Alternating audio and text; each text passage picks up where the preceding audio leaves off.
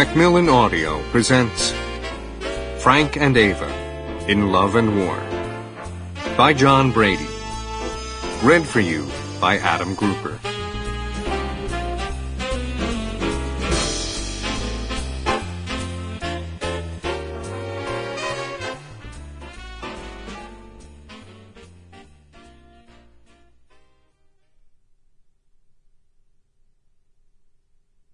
No one ever tells you what it's like to love and lose, how it feels to waken and have breakfast with the blues. Someone tells you later, all is fair in love and war, but no one ever tells you before.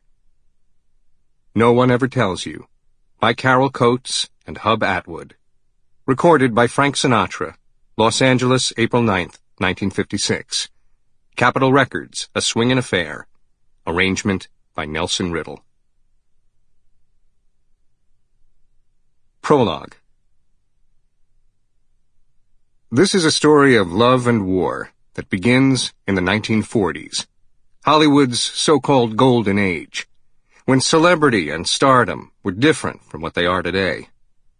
It is a story about a love that was real, not a publicist's arrangement. Love between two of the biggest stars in the world. It was a time when no paparazzi lurked around corners, until these two stars came along. It was the era of flight, but not jet flight. It was a time when there was no internet, no television, and all phones had cords. News, if you heard or read it, was usually received the next day, or the day after that, and by then, it hardly mattered. The Depression was winding down, but it had left devastating scars. Poverty and struggle were evident everywhere. Kids signed up for the military, lying about their age, because it was at least something to do. It was work. For relief, there were radio and the movies.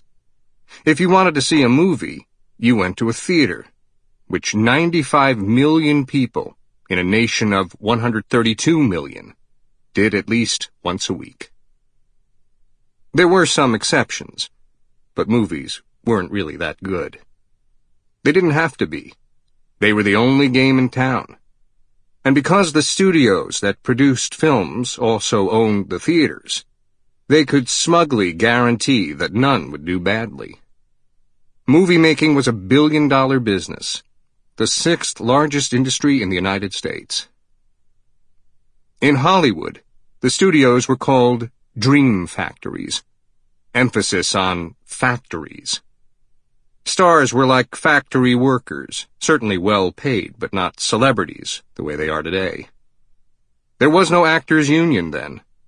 Even the big stars were treated like studio property. In one 4-year period at Warner Brothers, Humphrey Bogart acted in 29 gangster films. It was work. Sex was different then. It was a powerful motivator.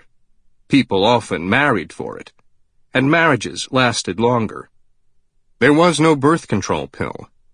For many, there was only abortion, and that was illegal. Families were often large. Only 1 in 6 marriages ended in divorce. In Hollywood, though, the marriage rules were different and lightly enforced. It was an era when the caddy was king, and nighttime glamour was an evening in a dinner club with a band and dancing. Sex was everywhere. Hollywood was where promiscuity prospered, long before the love-in 60s and the swinging 70s. On location, nothing counted. Onto this playground came Ava Gardner and Frank Sinatra. In Hollywood, their ambitions and sex drives found their place. Everybody was fucking everybody, said Ava. Maybe it was the war. Frank was married at the time, which made her a home wrecker, and so there was notoriety. Sample complete. Ready to continue?